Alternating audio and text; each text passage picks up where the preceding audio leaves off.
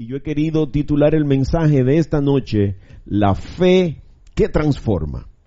Y vamos a estar reflexionando, meditando en el espíritu del libro Segunda de Crónicas, capítulo 24, los versos 1 y 2 y los versículos del 15 al 22. Dice así la palabra de Dios, y la leo de la Reina Valera contemporánea. Versículo 1.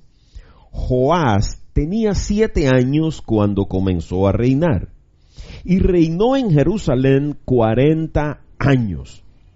Su madre se llamaba Zibiá y era de Berseba. Versículo 2. Mientras el sacerdote Joyadá vivía, Joás hizo lo recto a los ojos del Señor. Saltamos al versículo 15. Pero Joyadá envejeció y murió siendo ya un anciano de 130 años. Fue sepultado junto con los reyes en la ciudad de David, pues se tomó en cuenta el bien que había hecho por Israel y para Dios y su templo. Versículo 17. A la muerte de Joyadá, los jefes de Judá se presentaron ante el rey y le juraron obediencia, y el rey los atendió. Versículo 18. Pero descuidaron el templo del Señor, el Dios de sus padres, y rindieron culto a los símbolos de acera y a las imágenes esculpidas. Así que por este pecado, la ira de Dios vino sobre Judá y Jerusalén. Versículo 19. El Señor les envió profetas para que se volvieran a Él, y los profetas los amonestaron, pero ellos no les hicieron caso. Versículo 20. Entonces el Espíritu de Dios vino sobre Zacarías, hijo del sacerdote Joyadá, y de pie en un lugar donde todo el pueblo pudiera verlo, les dijo: así ha dicho Dios, ¿por qué quebrantan ustedes los mandamientos del Señor? Eso les va a costar caro. Por haberse apartado del Señor, Él también se apartará de ustedes. Versículo 21. Pero ellos conspiraron contra él y por órdenes del rey lo apedrearon en el patio del templo del Señor y lo mataron. Fue así como el rey Joás se olvidó de la bondad con que Joyadá, el padre de Zacarías, lo había tratado, y hasta mató a su hijo. Antes de morir, Zacarías sentenció: el Señor es testigo y habrá de pedirles cuentas. Uy, yo no he dejado de meditar. Miren que he tenido un día súper difícil. Yo he tenido hoy un día complicado con muchas tareas sencillas, pero de temáticas distintas, personas distintas, y eso casi absorbió mi día completo. Y a mediodía yo le decía: Señor, pero tú eres grande, o sea, tú no me vas a dar chance de que yo pueda profundizar en este pasaje como usualmente lo hago. Yo busco fuentes, consulto eruditos, le pregunto a un montón de sabios que Dios ha venido levantando durante toda la historia de la salvación, pero hoy Él no me dejó hacer eso. Y es quizás por el propio concepto, el propio eje por donde camina este pasaje de hoy. Y es que a nosotros, para los seres humanos, es fácil seguir un camino cuando hay alguien que vaya adelante guiándonos. Yo pensaba en eso. Qué fácil se hace transitar por un trayecto cuando alguien que ya conoce ese camino va delante de ti diciéndote: es por aquí, hay que doblar por allí, hay que pararse aquí, mira, debes caminar recto hasta allá, después debes girar. Cuando podemos contar con alguien o con algo que nos vaya trazando el camino, pues nosotros sentimos como una certidumbre en el corazón que nos da tranquilidad. Quizás por eso, cuando usted viaja en un vehículo de pasajero, usted no se aprende las direcciones. Y usted va una vez, 2 veces, 3 veces a un sitio. Yo pensaba mucho en mi esposa. Y ella siempre me dice, bueno, la cosa es que si yo voy contigo, ¿para qué me voy a preocupar? El tema es que este pasaje de hoy nos muestra la realidad de la importancia que hay cuando uno puede tener un buen guía delante. Ya sea una persona que nos guíe o un equipo, porque ahora hay equipos que nos asisten. Y pensaba en un primo nuestro que vive en Estados Unidos. Él dice que sin su GPS él no podría vivir. O sea, él cuando vino aquí al país, en lo que se activaba el servicio de roaming y eso, estuvo como 5 minutos sin teléfono y estuvo a punto de ponerse loco. Nos contaba aquí mismo en esta área. ¿Por qué? Porque si el GPS te da la ruta, ya la tiene preestablecida, él sabe para dónde vamos, entonces es fácil seguir el camino. Muy fácil. El problema con esto es que usualmente nosotros creamos, así como mi primo, una relación de dependencia. Y entonces, como FIFO siempre va manejando y sabe para dónde vamos, ¿para qué yo voy a aprender a ir ahí? Si el GPS me va a llevar y me va a ir diciendo por dónde debo doblar, dónde debo seguir derecho, ¿para qué me aprendo el camino? Y mientras ese aparato esté, o FIFO pueda manejar, no hay ningún problema. ¿Cuándo viene el problema? Cuando el aparato se daña, o se va la conexión, o hay una falla. Por eso en los países desarrollados, cuando hay una crisis eléctrica y todos los equipos salen de servicio, la gente entra en pánico. No sabemos qué hacer. Si nosotros de repente sacáramos todos los sistemas de computadoras de hoy día, nosotros nos volveríamos locos. Pero usted se pregunta, hace 20 años no teníamos nada de eso. Cuando nosotros hicimos el bachillerato, yo terminé mi bachillerato en el año 81, no había computadoras. De hecho, Internet llegó aquí en los 90. Los discos compactos, los celulares. Los celulares llegaron a finales de los 90. Entonces, ¿cuál es el problema de nosotros? Finales de los 80, principios de los 90, algunos funcionarios públicos muy tecnológicos y muy avanzados eran los únicos que tenían teléfonos celulares, pero esas cosas solo se veían en las películas. Y entonces usted dice, ¿cómo es que hemos desarrollado esta relación de dependencia tan grande con unos aparatos que llegaron hace poco a nuestra vida?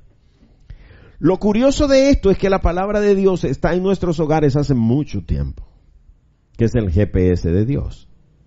Cuando usted quiere escuchar a Dios hablarle y trazarle la dirección, venga a la Biblia, que esta es su palabra, ahí está el camino que usted tiene que seguir. De hecho, no hay que leer mucho, Jesús dijo, yo soy el camino, ya, punto. ¿Por qué se hace tan difícil que nosotros podamos tener una fe que transforme? Porque nos cuesta desarrollar esa relación de dependencia con la palabra de Dios. En cambio, con estos aparatos, con estos equipos, es como adictivo. Usted le compra un videojuego a un muchacho y ya él cree que no puede vivir sin eso. El problema está en el pasaje de hoy, no sé si se dieron cuenta inmediatamente, en que ahí nos cuenta la historia de un rey que mientras tuvo el GPS en la mano, la cosa iba bien. El lío fue cuando ese GPS se dañó. Él perdió la ruta, se perdió en el camino y terminó dándole la espalda al Dios verdadero y abrazando dioses falsos. Ese es el resumen del mensaje de hoy y el resumen de este pasaje. Ahora, yo quiero proponerles que, como siempre lo hacemos, vayamos caminando de manera despacio e intentemos escudriñar. Yo quiero ir hoy despacio, como ustedes leyeron este pasaje hoy y ya lo meditaron, y algunos me han dicho que lo han leído hasta más de una vez, y eso demuestra que Dios tiene un propósito grande con este pasaje de hoy. Yo les propongo que despacio vayamos meditando en algunos detalles en este pasaje. Esta historia se trata sobre el rey Joás, que comenzó a gobernar desde chiquito, dice que unos 7 años, un niño, y reinó 40 años, o sea, fue un hombre que murió relativamente joven, murió de 47 años. Si tomó el poder a los 7 y reinó 40, no hay que ser Einstein para entender que reinó por 40 años. No sabemos si murió, si siguió viviendo, pero ya no era rey. Para el caso era lo mismo. Entonces, este niño, Joás, aparentemente fue muy obediente de los mandatos del Señor, porque él tenía un GPS que se llamaba Joyadá, que era sacerdote y era quien le guiaba y le instruía. Entonces, ahí está el detalle. Porque usted puede decir, pero ¿y cómo es que un niño de 7 años puede gobernar un país? Él tenía el GPS de Dios. Tenía al lado un sacerdote, un hombre de Dios, este Joyadá, que era quien le guiaba y le instruía. Entonces, yo pudiera intuir que el gobierno de Joás descansó siempre en las manos de Dios, mientras él se dejó instruir y guiar por el sacerdote que Dios había levantado. Entonces, las cosas funcionaron hasta ese momento porque él se dejó guiar por Dios a través del sacerdote. Quiero proponerles que vayamos inmediatamente al versículo 1 y al versículo 2 y leamos lo que ahí nos dice la santa palabra. Joás tenía 7 años cuando comenzó a gobernar y reinó en Jerusalén 40 años. Su madre se llamaba Zibiá y era de Berseba. Mientras el sacerdote Joyadá vivía, Joás hizo lo recto a los ojos del Señor. Y a mí me resulta curioso ver que Dios cuidó el detalle hasta de poner el nombre de su mamá.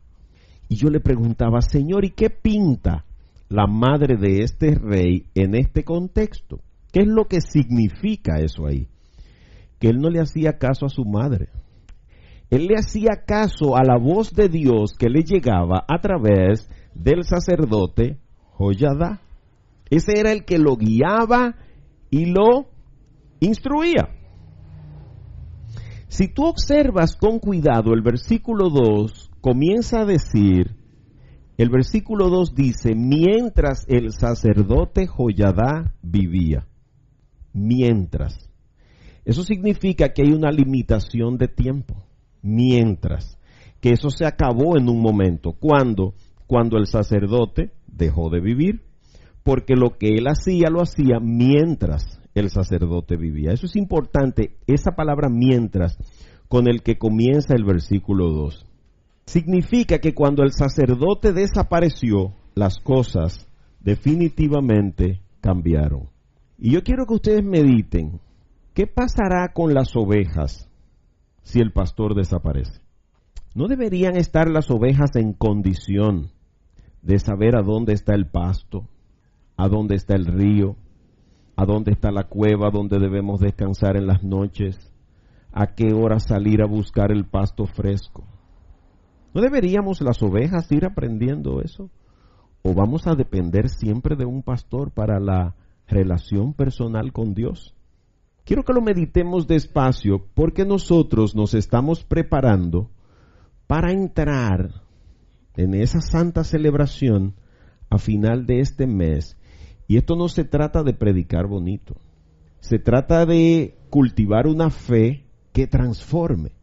Que no podamos caminar por esta vida siempre cometiendo los mismos errores, cayendo en los mismos pantanos, pecando por la misma ignorancia.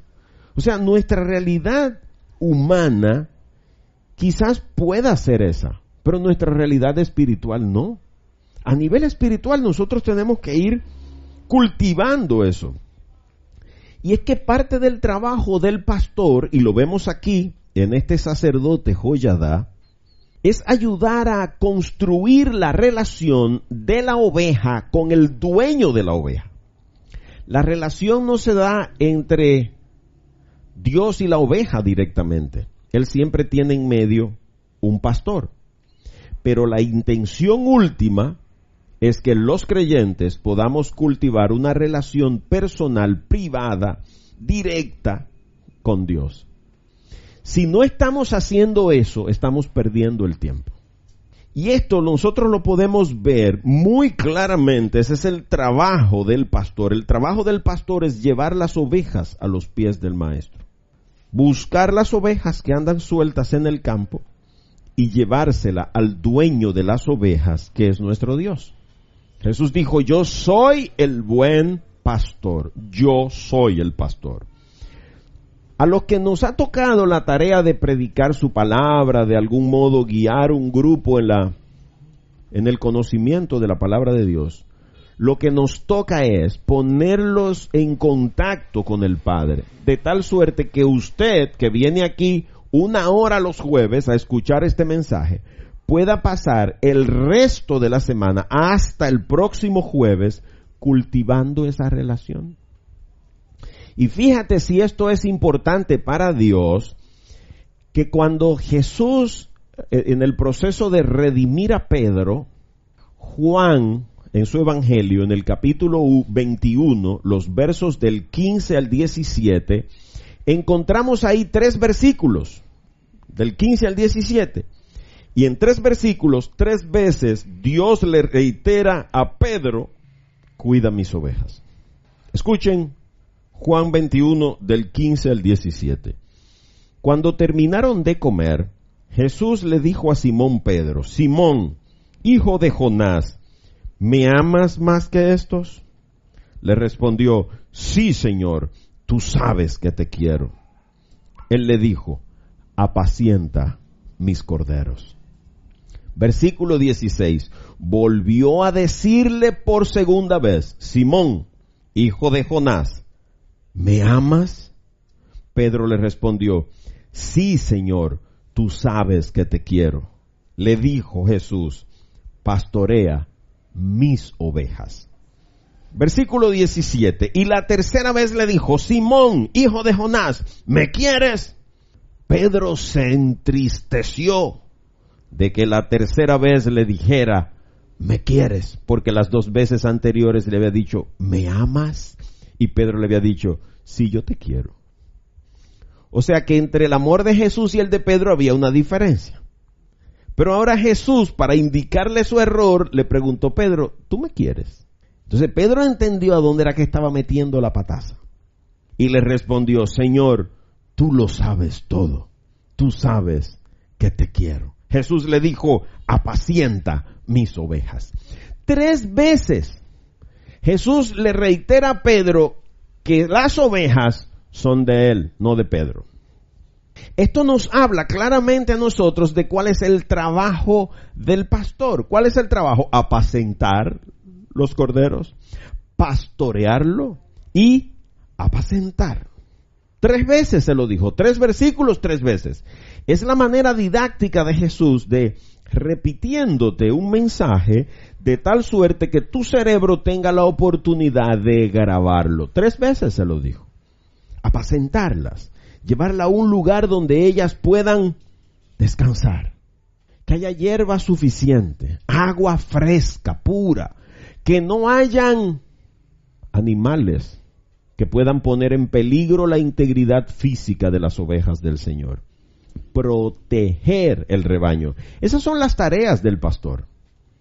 El pastor no está para recoger dinero ni para hacer colecta, no, para eso hay diáconos.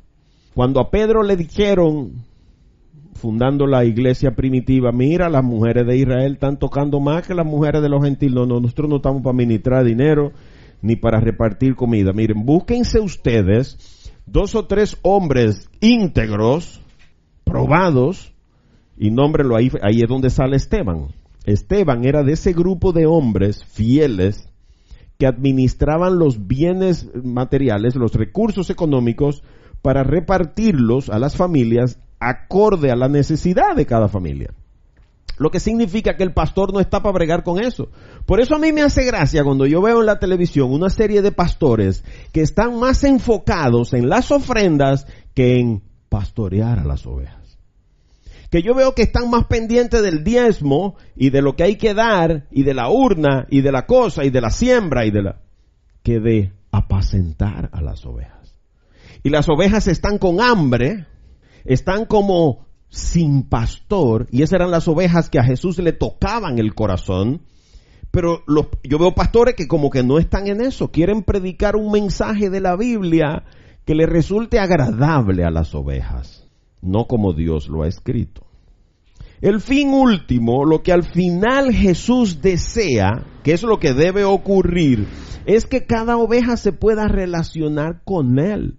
Él dijo, vengan a mí los que estén cansados, los que estén agobiados, los que estén trabajados. Vengan a mí. Entonces el trabajo del pastor es buscar esa oveja que está agobiada, mostrarle a Cristo.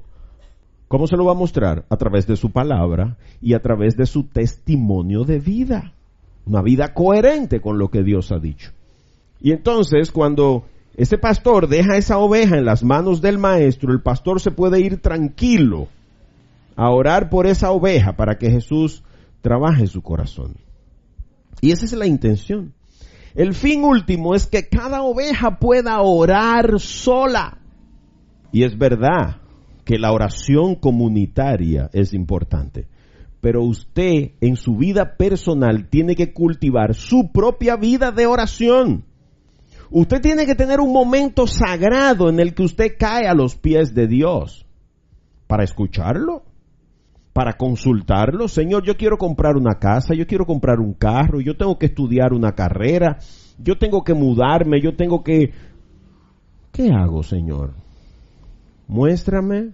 No, nosotros compramos el carro y después que se nos daña, que lo tenemos a la cabeza, que ya Miguelo no sabe qué hacer con él, entonces, Dios mío, ¿y este carro? No, tú no me preguntaste. Nosotros no buscamos el hombre, el que baila más bonito allá abajo en los carnavales, el que más bebe, el que tiene el carro con la mejor música, el que tira mejor ropa, y entonces te sale un loco, y entonces después tú quieres traerle este loco a Dios. No, pero tú no me preguntaste si te... No te lo quité de adelante y tú cogiste para allá, para el carnaval a buscarlo. Yo no quería que tú estuvieras ahí. No le preguntamos a Dios. Cada oveja debe ser capaz de adorar a Dios sola. Usted tiene que ser capaz de tener un momento, yo no sé cómo a usted le resulta más fácil, si con música, si en silencio, yo no lo sé. Pero debe haber un momento del día en el que usted dedique ese momento especialmente para adorar al Padre, exaltar su nombre, glorificarlo, agradecerle por todo lo que Él ha hecho por usted.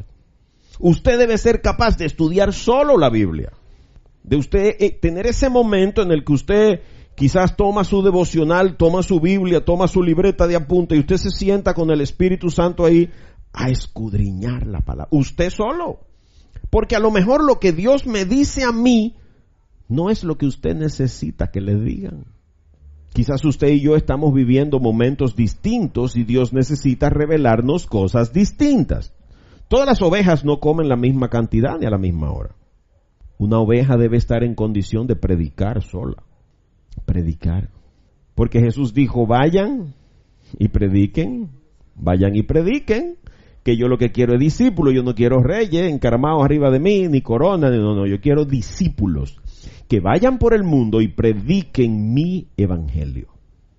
Una oveja debe ser capaz de defenderse sola. Cuando alguien venga a hablarle caballá a usted de días, de comida, de fiestas, de ropa, de maquillaje, de un montón de cosas que la gente va inventando, usted debe ser lo suficientemente capaz de tomar su palabra, ir a buscar la Biblia, que es su arma de guerra, y decirle, sí, es verdad, tú tienes razón. Pero aquí la Biblia dice, usted no se está defendiendo con sus argumentos, usted se está sustentando en la fe que transforma, la palabra de Dios. Usted está citando lo que Dios ha dicho que usted y yo debemos hacer. Usted le dice, sí, pero ¿cómo encaja eso que tú me quieres decir con lo que Dios dice aquí? ¿Cómo yo puedo aplicar eso en mi vida? Eso que tú me estás diciendo, ¿tú crees que concuerda con esto que Dios dice aquí? Sí, pero eso es tan bonito, esa estatua quedó tan bien, sí, pero aquí dice que no me ponga de rodillas delante de eso, dice aquí. Usted debe estar en condición de caminar sola siguiendo a Cristo, sola usted. Porque, y si los que usted se quiere llevar con usted todavía no están listos para irse, o no está en los planes de Dios que esa gente se salve, su marido, por ejemplo, o su esposa, y a lo mejor Dios está loco por quitársela del lado y usted lo tiene amarrado a un pie, y Dios loco por quitárselo del lado. Y usted insiste. No, usted tiene que estar en condición de caminar solo, usted, detrás de Cristo. Y no quiero para nada que ustedes piensen que esto significa que usted se puede volver el llanero solitario y de repente salvarse solo en el mundo. No. La misma palabra, que es inerrante y no se contradice en nada, en Hebreos 10, Versículo 25 dice, no dejemos de congregarnos como es la costumbre de algunos, sino animémonos unos a otros, y con más razón ahora que vemos que aquel día se acerca. Jamás había sido tan importante congregarse, pertenecer a un grupo de doctrina sana que siga la palabra de Dios sin mancha, sin contaminación, como en este momento. Jamás. Nunca habíamos tenido tantas malas influencias como ahora. Jamás. Porque los mismos recursos que Dios está utilizando para llevar su mensaje hasta el último rincón de la tierra, televisión por cable, radio satelital, teléfonos celulares, mensajería instantánea, internet, web, eso mismo está usando el diablo para distraernos. Y usted entra a Facebook a poner un mensaje o a responder el comentario de su pastor de este día, y usted se pasa una hora viendo cosas que no tienen nada que ver con lo que su pastor escribió, porque ahí encontró un mensaje de un amigo que cumple años y ya usted lo felicitó, pero entonces entró otro y lo felicitó ahí mismo y usted se lo encontró y lo quiere saludar, y encontró 3 fotos de mujer en bikini, o encontró un chisme de un político, y cuando usted viene a ver se le fueron 2 horas viendo eso. O agarró su teléfono celular y comenzó a contestar mensajes en WhatsApp, y comenzaron entonces los amigos a ver que usted estaba conectado y a saludarte, y cuando tú ya ves, te fueron 3 horas. ¿Te das cuenta? Lo que consume tu tiempo es lo que es importante para ti. Por eso tú y yo debemos congregarnos. Debemos vivir unidos. Y no solo eso, sino el día que usted ve que un hermano no viene, usted tiene que animarlo. Es un mandato. Miguelo, ¿por qué no viniste? ¿Estás enfermo? ¿Te pasa algo? ¿Hay algún problema? ¿Te podemos ayudar? Luciano, hace 2 semanas que no lo veo. ¿Qué le pasa? ¿Que usted ha dejado de ir? ¿Usted se siente mal? ¿Qué está ocurriendo con usted? ¿Usted se siente bien? Porque la vida de fe comunitaria es vital. Jesús pudo haber salvado el mundo él solo, pero eligió un grupo de 12 para entregarle ese ministerio, y los acompañó durante todo el tiempo. Pero eso no significa que usted no deba aprender a caminar y a defenderse usted solo. Ahora, piensa en esta pregunta. ¿Es esta tu situación? ¿Tú necesitas que todavía tu pastor te lleve de la mano? ¿Te resulta fácil seguir el camino mientras estás aquí en el templo? Mientras estamos aquí meditando en la palabra de Dios, adorándole y cantando, es fácil decir que somos cristianos y creyentes. ¿Y qué pasa cuando estamos allá afuera y es sábado en la noche? ¿Qué pasa el miércoles de los happy hours? ¿Qué pasa los martes cuando hay especial en el liquor store o en el drink store? ¿Qué pasa esos días? ¿Qué pasa en ese momento? ¿Qué pasa cuando llega ese compañero chismoso a hablarte del jefe? ¿Qué pasa cuando estás frente a la televisión o cuando estás solo con tu computadora? ¿Qué pasa en esos momentos? ¿Cambia tu realidad cuando caminas tu propio camino en la vida diaria? ¿Se vuelve más difícil el camino? Necesitas continuamente la acción y la dirección de un guía espiritual en tu vida de fe. ¿Cuándo vamos a comer alimentos sólidos? A muchos de nosotros suele pasarnos que al crear una relación de dependencia con un guía espiritual, limitamos nuestro crecimiento porque dependemos del guía en vez de depender de Dios. Y si Dios quiere prosperarte espiritualmente más que a tu pastor, y si hay cosas que es a ti al que Dios te la quiere revelar, ¿y qué pasa incluso cuando ese pastor cae? Cuando un sacerdote pederasta, cuando un pastor se está aprovechando de la feligresía, ¿qué pasa? ¿Tú tienes tu fe puesta en ese pastor o tienes puesta tu fe en Dios? Porque las ovejas en última instancia Jesús dijo que eran de él, no de Pedro. Entonces tu dependencia no puede ser ni siquiera de Pedro ni de Pablo. Porque Pablo decía siempre que él era imitador de Cristo y de nadie más. Pablo nunca dijo que era imitador de Gamaliel. ¿Te das cuenta? Cuando nuestros hijos deben estar atentos a... Nosotros usualmente somos padres protectores. Yo tengo sobrinos que se quejan de que yo soy un tío súper ultra protector. Pero llega un momento en que hay que dejarlos. Hay que dejarlos que se vayan. Mi hija toma un autobús todos los días y lo toma sola. ¿Por qué? Porque ella tiene que aprender a cuidarse. Porque en mi casa hay mucha tranquilidad y mucha seguridad, pero ella no puede vivir en una burbuja. Por eso cuando Jesús se transfiguró, Pedro le dijo, maestro, voy a hacer 3 casas de campaña para que no nos vamos de aquí. Aquí sí se está bien. Y Jesús le dijo, no, hay que bajar la montaña, Pedro, allá abajo es que nos necesitan. Allá que pique el peje. Vamos para abajo, Pedro, esto está muy chulo aquí, pero hay que ir a trabajar. ¿Te das cuenta? Entonces pasa eso. A veces queremos proteger tanto a los hijos que los castramos. No los dejamos decidir ni siquiera la ropa que se van a poner. Y hay un ejemplo de eso aquí en el pasaje que estamos meditando hoy en los versículos 15 y 16. Escucha cómo dice nuestro pasaje de hoy. Pero Joiada envejeció, igual que yo, y murió siendo ya un anciano de 130 años. Fue sepultado junto con los reyes en la ciudad de David, pues se tomó en cuenta el bien que había hecho por Israel, para Dios y para su templo. Por mucho que vivamos, un día moriremos. Por eso yo le ponía un mensaje anoche a uno de nuestros hermanos, oiga, a usted le va a tocar esta noche dirigir la reunión de hoy. ¿Por qué? Porque esto no puede descansar solo sobre los hombros de FIFO. ¿Y qué va a pasar si FIFO se muere mañana? O si FIFO se enferma de repente y cae inválido, ciego, sordo y mudo. Las ovejas no son de FIFO, las ovejas son de Cristo. Por eso Moisés se murió y al otro día iba Josué con el pueblo. Porque Moisés no era el importante. El importante era el propósito de Dios.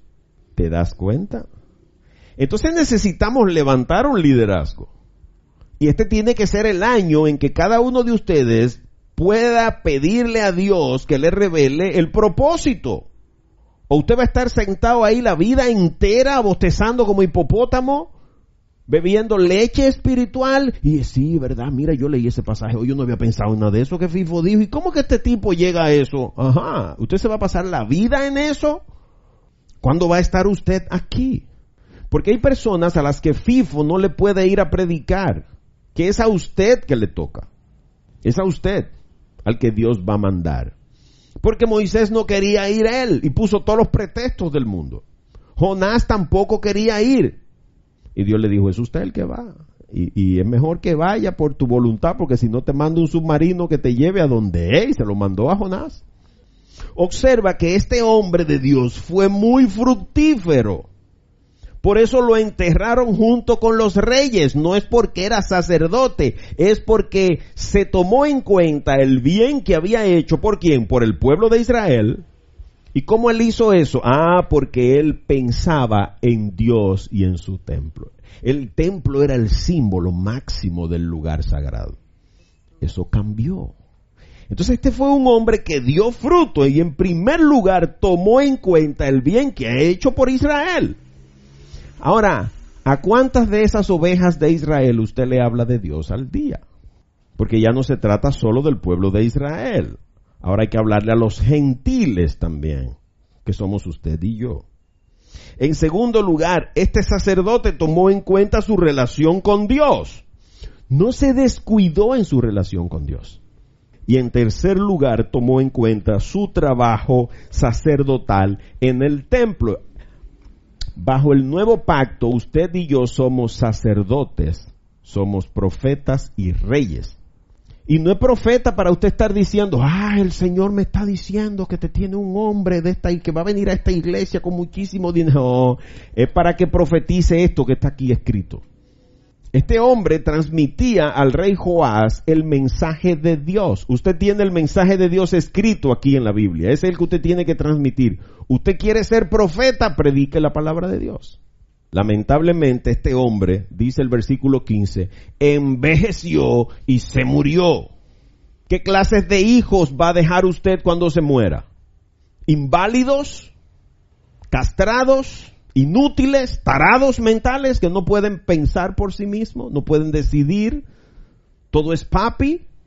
¿Todo es mami? Esas son las clases de hijos que vamos nosotros a dejar.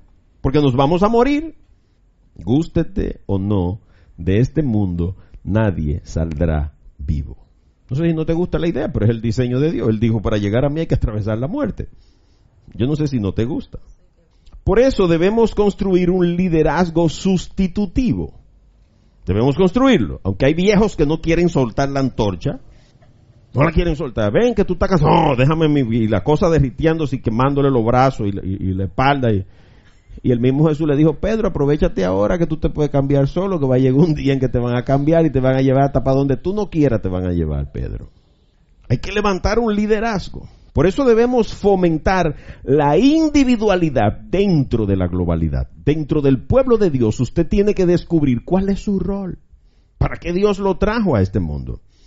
Y escucha lo que pasó con esto el sacerdote al morir. Escucha los versículos 17 y 18. A la muerte de Joiada, o sea, se murió el sacerdote, los jefes de Judá se presentaron ante el rey y le juraron obediencia y el rey los atendió. Pero escucha ahora el verso 18. Hay un pero aquí del tamaño de la iglesia que está aquí en la esquina. Pero descuidaron el templo del Señor. Fíjate que aquí ahora los factores aparecen al revés de cómo lo obedeció el sacerdote Joiada. Descuidaron el templo del Señor, al Dios de sus padres, y rindieron culto a los símbolos de acera y a las imágenes esculpidas. Así que por este pecado, la ira de Dios vino sobre Judá y Jerusalén. Siempre que tú descuides tu relación con Dios, van a venir problemas sobre ti. Todo se impactará si tú sacas a Dios de la ecuación. Los países han sacado a Dios de sus territorios y estamos cosechando ¿qué? Violencia, pornografía, robo, droga, homosexualidad, lesbianismo, depravación a todos los niveles. ¿Por qué? Porque sacamos a Dios. Cuando descuidamos la relación comunitaria, se impacta nuestra vida personal. En el momento en que yo no lo veo aquí sentado, debo pensar dos cosas. O creció en fe y ya él no necesita venir aquí, o está viviendo una vida que no se cree digno de venir delante de la presencia de Dios. Huimos de la presencia de Dios. Lo hizo Adán y lo hizo Eva. Señor, te oímos caminar por el huerto y nos fuimos huyendo a escondernos porque sentimos vergüenza y nos dio miedo porque estábamos desnudos. Y se quisieron tapar con hojitas que se secan con el tiempo y se caen. Igual que usted y que yo. Intentamos maquillar. Hay hasta un cantante que dijo, perfuman su indecencia con Chanel, intentando disimular ese olor apestoso del pecado. ¿Te das cuenta? Es serio esto. En la comunidad somos capacitados para vivir la individualidad. O sea, usted debe aquí, en esta hora, prepararse, cargar las pilas para poder caminar esta semana, agarrado de la Biblia todos los días. Por eso, cuando andamos en las buenas, no venimos a la congregación. Usted se cree que usted no necesita a Dios, porque usted tiene todo su problema resuelto. Usted está agarrado de la tarjeta de crédito, de su auto nuevo, de su buen trabajo, de una mujer bonita, de unos hijos sanos, de una cuenta bancaria, de sus relaciones políticas y empresariales, y cuando el diablo le quita la escalera que usted está encaramado allá en el piso número 25 y se queda en el aire, patinando en lo seco.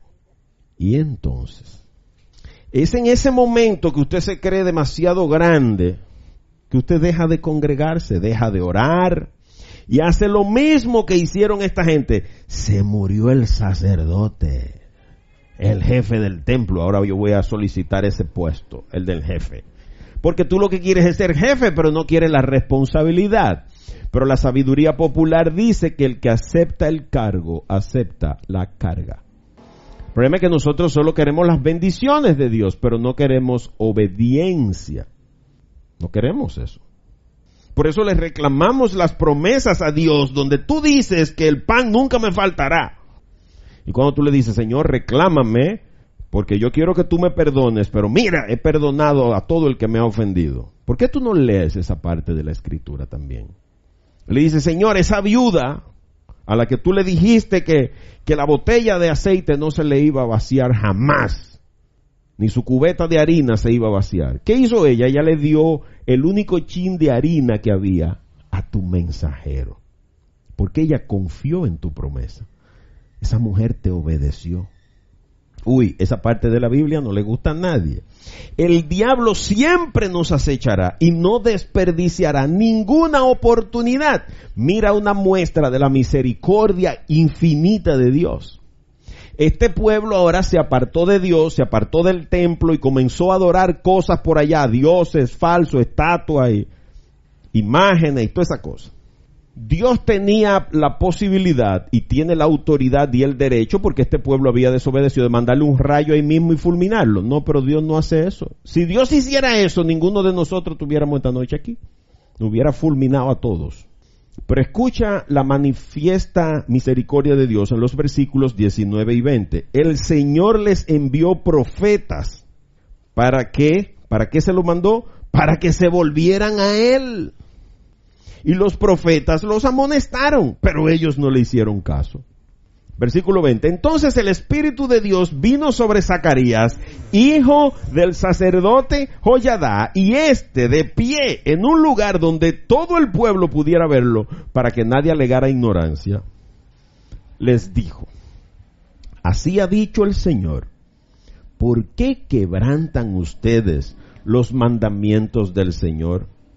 Eso les va a costar caro.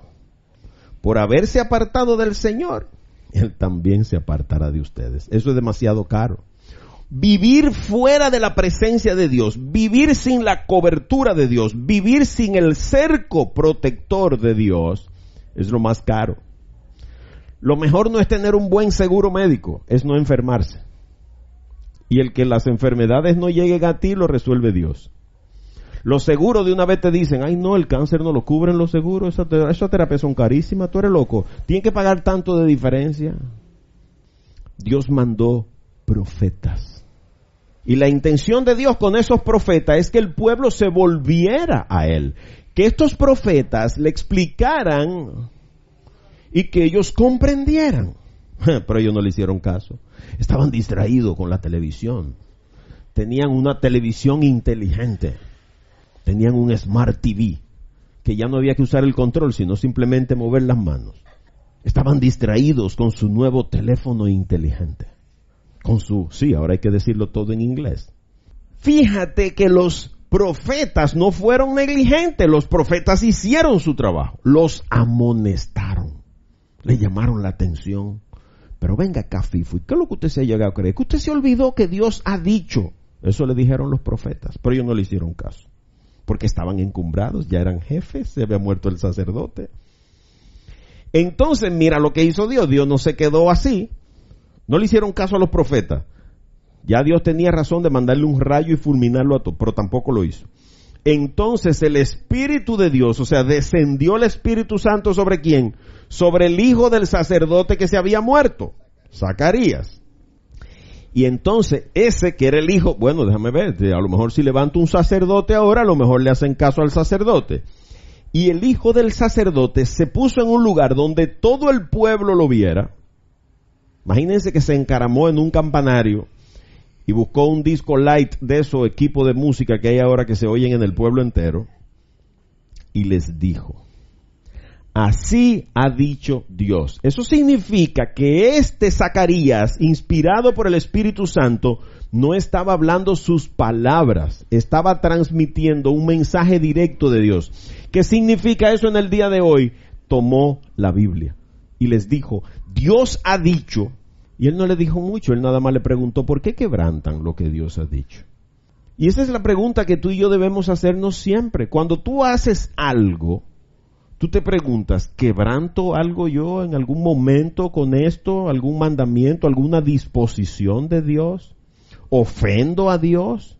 ¿Qué piensa Dios de eso que yo estoy intentando hacer?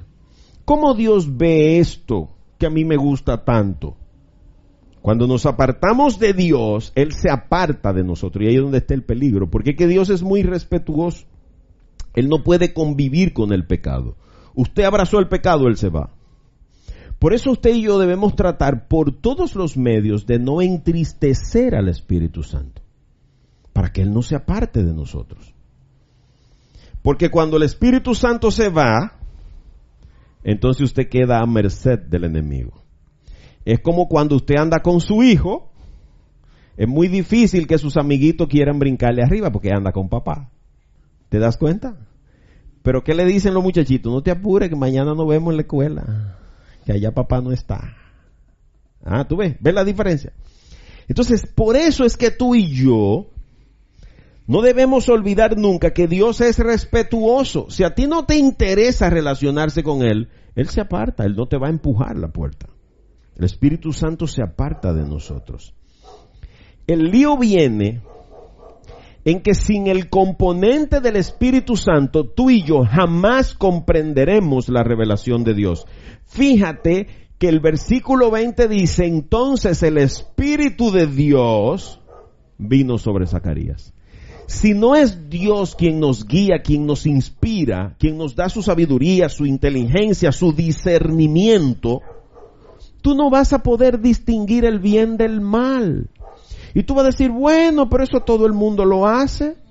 Como dijo Lance Armstrong, después de haber ganado los 7 Tours de Francia consecutivos, dijo, pero es que todo el mundo se endrogaba. Miren ahora la María Sharapova, la campeona de tenis del mundo, acaba de dar positivo en el doping. Después que la idolatramos, la única que ha podido vencer a Serena Williams.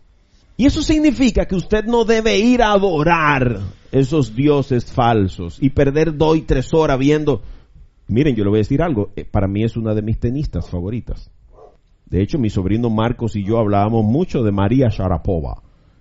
Y una vez más comprendo que no puedo perder mi tiempo viendo un partido de tenis de 2 tecatas, 2 tipas fumando droga y inyectándose cosas para parecer buenas atletas. No me fuña tú. Cada día me convenzo más que cuando pierdo 1 hora viendo televisión, estoy perdiendo 1 hora de cultivar mi relación con Dios. Porque al final terminan con un bate operado como Sammy Sosa, inválido como Mark Maguire. ¿Te das cuenta? Apostadores como Pete Rose, por eso no ha podido entrar al Salón de la Fama. Tiger Woods, búsquelo a todos para que usted vea. Todos esos ídolos que nosotros levantamos son dioses falsos, tienen que hacer cosas ilegales. Y es ahí donde está el problema. Entonces el Espíritu Santo se aparta. Tú te crees muy grande. El Espíritu Santo se aparta y ahí caen en juego, en droga, en vicio, en violencia, en todas esas cosas. Es ahí donde está el problema. Ahora, ¿cuál es la herramienta que el Espíritu Santo va a usar? La Biblia. Por eso tú necesitas conocer la palabra de Dios.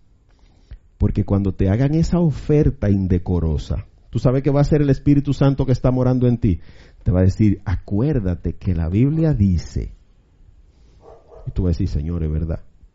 Cuando se te presenten las oportunidades de caer en pecado, el Espíritu Santo necesita recordarte la palabra de Dios. Por eso Jesús dijo, no preparen un discurso, no escriban un mensaje. El Espíritu Santo se va a encargar de traer de tu mente, donde tú tienes almacenada toda la palabra de Dios, con qué parte de ahí tú te vas a proteger del pecado.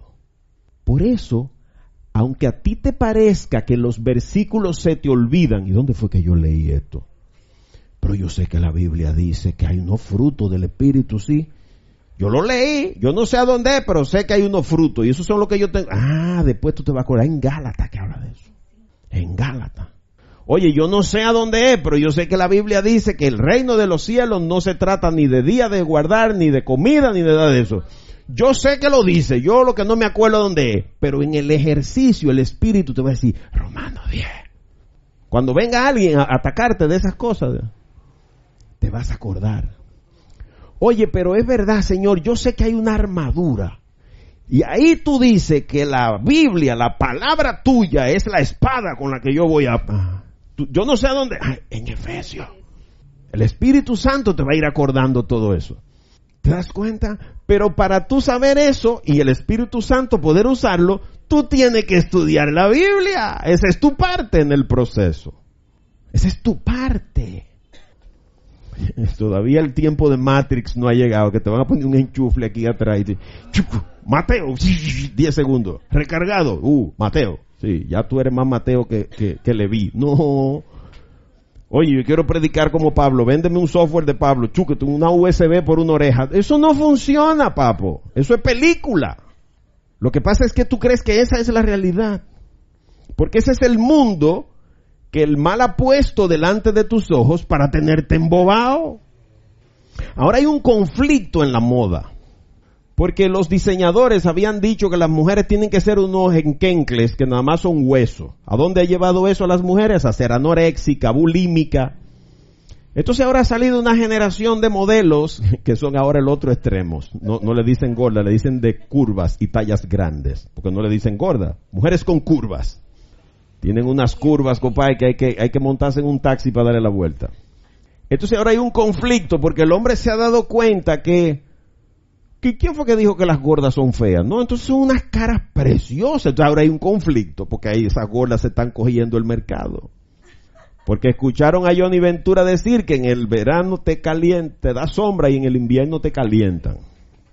Pero las otras son huesos nada más. Entonces imagínate tú para hacer sopa los fines de semana. Porque ese es el mundo que se han inventado y han puesto delante de nuestros ojos. ¿Por qué? Porque nos apartamos de Dios. Esa es la raíz de todos nuestros problemas. Y lo sorprendente de todo eso, entonces lo encontramos en el versículo 21 y 22. Es la actitud del rey. Un hombre que hizo un gobiernazo, que no le hacía caso ni a su mamá, porque había un sacerdote que lo guiaba y lo instruía. Pero ellos conspiraron contra él. ¿Contra quién? Contra Zacarías, que está encaramado en un estrado predicándole donde todo el mundo pudiera verlo. Ese hombre está encaramado allá. Y el versículo 21 dice, pero ellos conspiraron contra él y por órdenes del rey. Oiga, para que usted vea. Este hombre que fue instruido por Joiada, del rey Joás, que hizo un gobiernazo, mientras estaba vivo, acuérdense cómo comenzamos en el versículo 2, mientras Joiada estaba vivo, Joás reinó como nadie. Se murió el sacerdote, y aquí está el hombre acabando con el pueblo. Y por órdenes del rey lo apedrearon en el patio del templo del Señor. No lo sacaron ni a la calle, en el mismo templo se lo comieron ripiado. Y lo mataron. Versículo 22. Fue así como el rey Joás se olvidó de la bondad. Se olvidó, lo malagradecido no tienen memoria, con que Joiada, el padre de Zacarías, lo había tratado y hasta mató a su hijo. Antes de morir, Zacarías sentenció, el Señor es testigo y habrá de pedirles cuentas. Estos dos versículos fueron lo que dieron razón a que yo titulara esto, la fe que transforma. Porque este rey se olvidó. ¿Por qué? Porque él no tenía una relación con Dios, él dependía del sacerdote. Y cuando el sacerdote se murió, pasó lo de segunda de Pedro. ¿A dónde vuelve la perra? Al vómito. ¿A dónde vuelve la puerca? Al lodo. Ven mi énfasis y por qué yo siempre procuro de que usted no se fije en el bozú que predica bonito. Usted tiene que fijarse en Cristo. Usted tiene que seguir las huellas de Cristo. Usted tiene que comerse la Biblia. Usted tiene que obedecer a Dios. Porque si FIFO cae, ¿qué va a hacer usted? FIFO es un simple ser humano, falible de cometer errores, de equivocarse y de pecar. Porque yo también necesito a Cristo. Todos los días. Todos los días yo tengo razones más que suficientes para arrepentirme y pedirle perdón. Todos los días. Eso es lo que me hace humano y lo que me hace necesitado de la misericordia de Dios. Mientras estemos de este lado de la gloria. Mira que ellos conspiraron contra él, o sea, contra Zacarías, el profeta de Dios, el hijo de Joiada. O sea, no fue contra un tipo que vino de Marte, un extraterrestre. No es el hijo del sacerdote. Conspiraron contra él. Y este versículo 21 es una cosa tremenda porque en la conspiración el rey pudo haber dicho, ven acá, ¿qué es lo que ustedes están planeando? Ustedes se están poniendo locos. No, escucha el versículo 22. Y por órdenes del rey, dice el verso 21. Y por órdenes del rey. O sea que el rey dijo, sí, pero mira, está bueno, vayan y mátenlo. ¿Quién fue que dio la orden de que pusieran a David en el frente de batalla? A Urías en el frente de batalla. Fue David. Dio la orden y la mandó por escrito. Este hombre que había recibido instrucción y bendición de Dios por parte de Joiada, que era el sacerdote, el papá de Zacarías, este es el mismo que da la orden, ahora vayan y mátenlo. Este hombre que había honrado a Dios siguiendo las instrucciones, una vez se aparta de Dios y comienza a adorar dioses falsos, se olvidó del templo y de toda la relación con Dios, termina asesinando a Zacarías, hijo de Joiada y profeta de Dios. El Espíritu Santo descendió sobre él. ¿Te das cuenta lo que tú y yo somos capaces de hacer cuando nos apartamos de Dios y de su plan? Nos convertimos en monstruos, en asesinos, es la muerte que viene. Porque Dios ha dicho que el pecado arrastrará muerte, la paga del pecado es muerte, no puede haber pecado sin muerte. Por eso cuando Adán y Eva, intentando tapar su pecado, buscaron hojita, Dios tuvo que sacrificar un animal para cubrirlo con las pieles de ese animal, indicando que para cubrir nuestros pecados tendríamos que sacrificar un cordero un día en la cruz.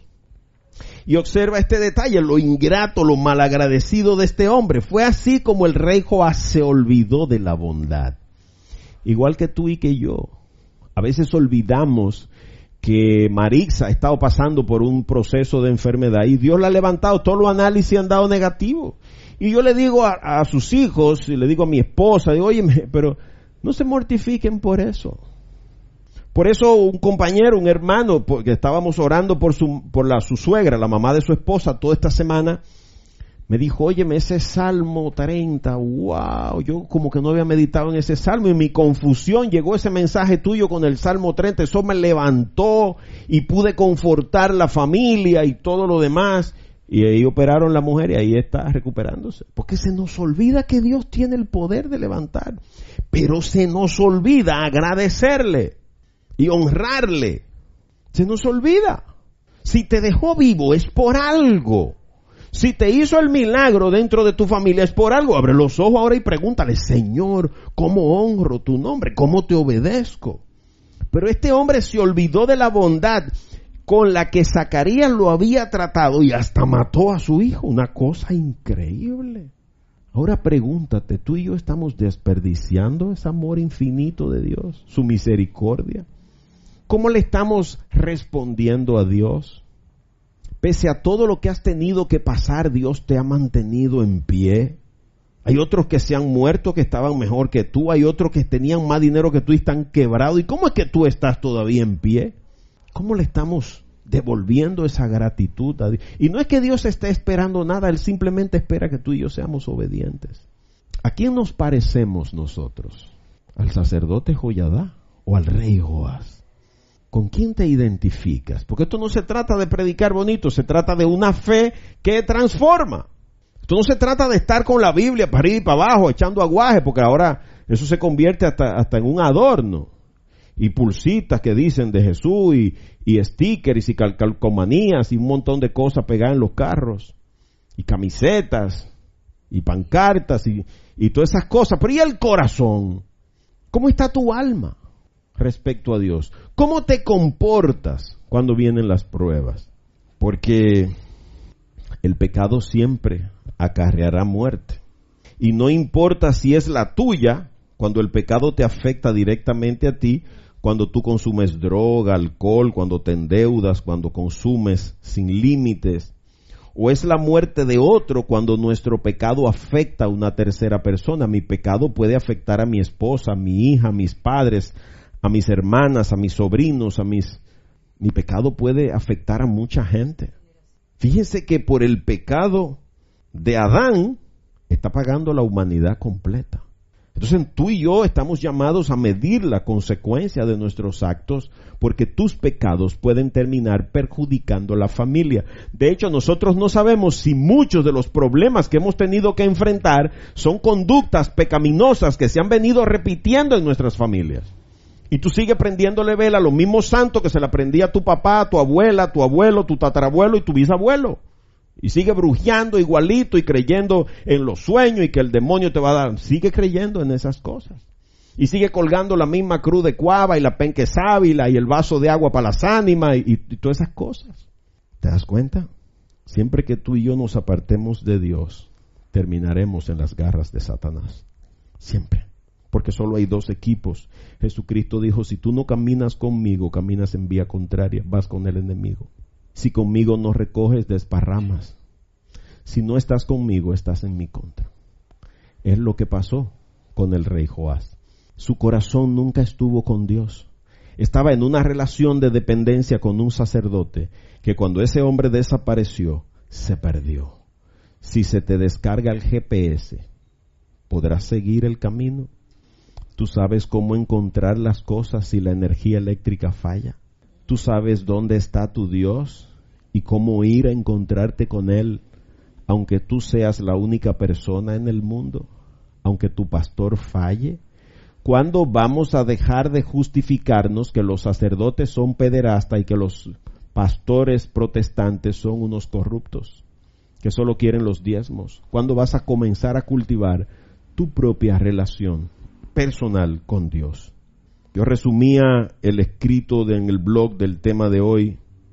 La fe de otros puede guiarte en tu camino, pero la tuya propia es la que puede transformar tu vida en una nueva vida de santidad. Procura madurar en tu vida de fe mientras te dejas guiar por el Espíritu Santo a través de la palabra de Dios. Es simple el proceso.